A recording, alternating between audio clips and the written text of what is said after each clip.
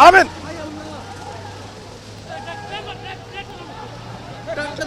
আলামিন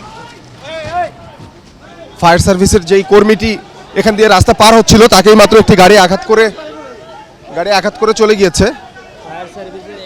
ফায়ার সার্ভিসের যেই কর্মীটি এই মাত্র আমাদের চোখের সামনে দিয়ে কিন্তু এই পাইপ নিয়ে ফায়ার সার্ভিসের এই কর্মীটি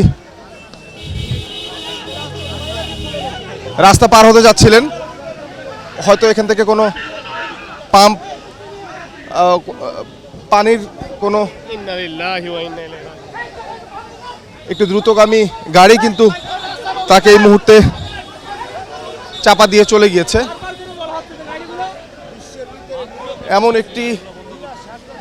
এমন একটি দুঃসহ দৃশ্য, এমন একটি মর্মান্তিক দৃশ্য চোখের সামনে দেখতে হবে, এটি কিন্তু আসলে ভাবতে পারিনি।